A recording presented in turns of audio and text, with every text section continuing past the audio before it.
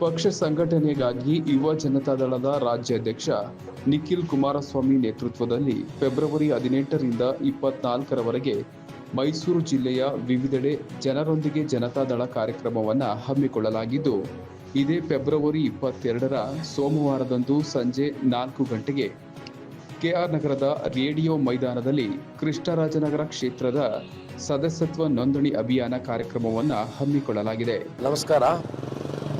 ಇದೇ ತಿಂಗಳು 22ನೇ ತಾರೀಕು ಭಾನುವಾರ ನಮ್ಮ ಯುವ ಘಟಕದ ರಾಜ್ಯಾಧ್ಯಕ್ಷ ಅಂತ ಶ್ರೀಯುತ ನಿಖಿಲ್ ಕುಮಾರಸ್ವಾಮಿಯವರು ಈಗಾಗಲೇ ಸುಮಾರು 9,000 ಕಿಲೋಮೀಟರ್ಗಳ ಸಂಚಾರವನ್ನು ಮಾಡಿ ಪಕ್ಷದ ಸಂಘಟನೆಯನ್ನು ಮಾಡ್ತಾ ಇದ್ದಾರೆ.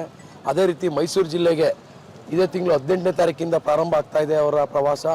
ಕೆಆರ್ ನಗರದಲ್ಲಿ 22ನೇ ತಾರೀಕು ಸಂಜೆ 4 ಗಂಟೆಗೆ ರೇಡಿಯೋ ಮೈದಾನದಲ್ಲಿ ಈ ಕಾರ್ಯಕ್ರಮವನ್ನು ಹಮ್ಮಿಕೊಂಡಿದ್ದೀವಿ. JDS ಪಕ್ಷದ ವತಿಯಿಂದ ಜನರೊಂದಿಗೆ ಜನತಾದಳ ಅನ್ನೋ ಒಂದು ಸ್ಲೋಗನ್ನಿಂದ ಈ ಕಾರ್ಯಕ್ರಮ ಪ್ರಾರಂಭ ಆಗಿದೆ.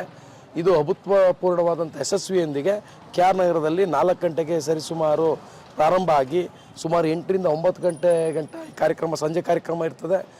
ಆ 9 ಗಂಟೆಗಳ ಕಾಲ ನಮ್ಮ ನಾಯಕರಾದಂಥ ಶ್ರೀಯುತ ನಿಖಿಲ್ ಕುಮಾರಸ್ವಾಮಿಯವರು ನಮ್ಮ ಜೊತೆ ಕಾರ್ಯಕರ್ತರ ಜೊತೆ ಇದ್ದು ಸಂವಾದವನ್ನು ಮಾಡೋ ಜೊತೆಗೆ ಅಭಿಯಾನವನ್ನು ಮಾಡ್ತಾ ಇದ್ದಾರೆ. ಸದಸ್ಯತ್ವವನ್ನು ಪಡೆಯುವಂಥ ನಮ್ಮ ಎಲ್ಲ ಯುವಕ ಮಿತ್ರರಿಗೆ ಯುವಕರಿಗೆ ಸದಸ್ಯತ್ವವನ್ನು ಚಾಲನೆಯನ್ನು ಕೊಡುವಂಥ ಕಾರ್ಯಕ್ರಮ ಅದು. ಭಾಳ ಅಚ್ಚುಕಟ್ಟಾಗಿ ನಮ್ಮ ನಾಯಕರಾದಂಥ ಸಾರಾ ಮಹೇಶ್ವರನ ನೇತೃತ್ವದಲ್ಲಿ ಈ ಕಾರ್ಯಕ್ರಮ ಇಡೀ ಜಿಲ್ಲೆಯಲ್ಲಿ 18ನೇ ತಾರೀಕು ಪ್ರಾರಂಭ ಆಗಿ 19, 20, 22 ಕೆಆರ್ ನಗರ, 24ಕ್ಕೆ TRS ಪುರ ಹುಣಸೂರಿನಲ್ಲಿ ಕಾರ್ಯಕ್ರಮವನ್ನು ಹಾಕೊಂಡಿದ್ದಾರೆ.